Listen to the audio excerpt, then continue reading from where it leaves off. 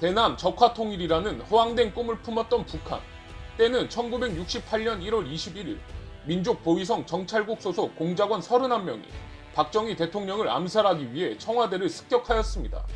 이 난파 공작원 중 29명은 사살되었고 1명은 미확인, 그리고 투항한 나머지 1명이 바로 당시 27세 소위 김신조였습니다. 김신조가 투항한 뒤 이틀날 기자가 침투 목적을 묻는 말에 박정희 뭐가지 따로 왔수다 라고 대답하여 그야말로 우리나라 국민 전체를 충격에 빠뜨렸죠. 요번에 내려온 공작도 총 인원은 모두 몇 사람이 됐었어요? 31명 됐습니다. 그 31명은 요번에 어떠한 임무를 가지고 내려오는 사람들이에요? 기본 청와대를 중심으로 해가지고 청와대 내부에 있는 박정희 대통령을 모아 따를 거하고 그 다음에 그 살아있는 주요한 간부들을 총살하기 위해서 임무를 받았습니다. 그렇다고 우리나라가 김신조 사건을 비롯한 여러 난파 공작에 당하고만 있지 않았죠. 이때 김신조 사건보다 이전에 3번의 북파 공작으로 북한군 33명을 사살하고 후방이었던 서산에 침투한 무장간첩 선멸작전에서 단신으로 무장간첩 2명을 사살했던 군인이 있습니다. 그는 바로 이진삼 전 육군참모총장인데요. 1959년 육군사관학교 15기로 제28대 육군참모총장까지 지낸 후 퇴역한 장군입니다. 북한 무장공비의 난파가 극에 달하던 1960년대 말 우리 군이 북파 작전을 통해 북한군 수십 명을 사살한 사실이 처음 확인됐습니다. 북파 공작원 중 일부는 무장공비 출신의 전향자로 밝혀졌습니다. 김대경 기자가 단독 보도합니다.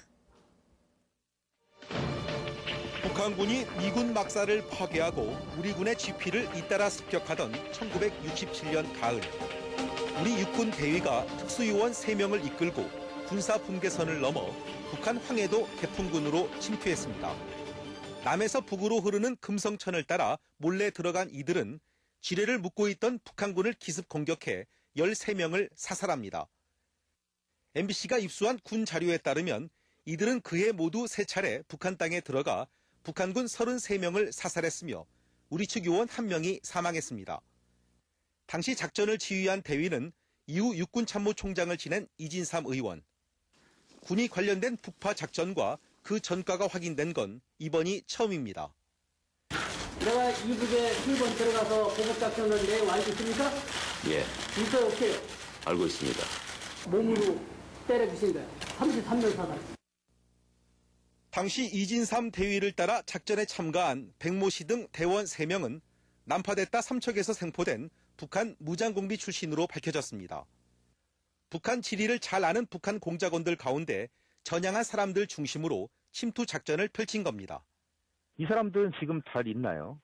그 사람들을 지금 어디 있다는 얘기는 않게 돼 있어요. 이때의 이진삼 대위는 육공부 특공대장으로 근무 중이었고 다른 대원 3명과 군사분계선을 넘어 북한 개풍군에 침투하였습니다.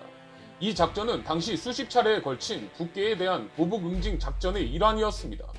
총 3번의 작전이 있었는데 1차 작전 중 수류탄 6발 투척으로 11명을 사살하였고 2차 작전은 지형정찰, 대망의 3차 작전에선 아군 1명의 사망이 있었지만 북한군 20명을 사살하였습니다. 우리나라 군인이 북파 공작으로 북한에 직접 침투하여 이 정도 전과를 낸 사례는 정말 찾기 힘든데요. 이뿐만이 아닙니다. 68년 11월 1일 아침 6시 55분 북계 노동당 연락부 소속 무장간첩 2명이 충남 서산군 지곡면 부산리 해안으로 침투했던 사건이 있었는데요. 주민의 거수자 신고를 접수하게 된 이진삼 소령은 소홀히 지나치지 않고 최초로 신고된 현장에 도착하였습니다. 현지 정보 분석조는 사냥꾼일 것이라는 보고를 하였지만 원점 일대로부터의 수색작전으로 63점의 유기물을 발견함으로써 무장간첩 출현을 확인하였습니다. 결국 가야산 인근 고지에서 무장간첩과 맞닥뜨린 당시 이진삼 소령은 무장간첩과 사격, 응사를 반복하다 엄폐 후 포복 자세로 20m를 우회하여 무장간첩들 후방에서 수류탄 2발을 던져 2명 모두 소탕하였습니다. 이처럼 단신으로 무장간첩을 상대해서 소탕까지 해낸 이진삼 당시 소령은 육군 참모총장에까지 이르게 되죠. 그는 또한 국회의원 재직 중 군인의 군기 문제에 대해 얘기한 바 있습니다. 이른바 군번줄 문제죠. 누구라고 지휘하지만 분양하는 데 가서 격려하는데 경위 하나 절도 있게 하는 장군 없어. 딱 쓰면 딱 하고 말이야. 그 절도 있게 잡고. 이런 식이야. 전 군에 비치고 있고 이것이 전 세계적으로 지금 방송이 나가고 있는데 장군들의 자세부터 그래가지고 되겠어? 경위 자식이 뭐야? 내가 흉내낼까? 이러고 있어요. 응? 딱 못해?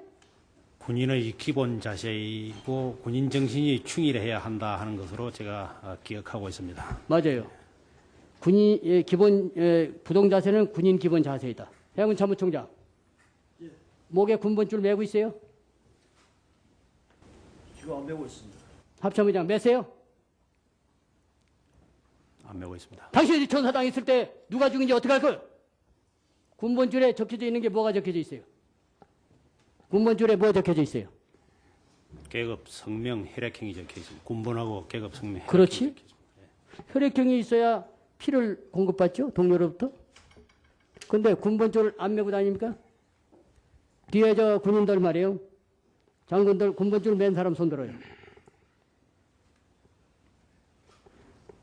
그 얘는 안 맸어? 나는 이것을 여러분에게 얘기하고 싶은 것보다 나는 군번줄 한 번도 안 맨 적 없고 포켓도 손 넣어본 적 없는 사람이에요.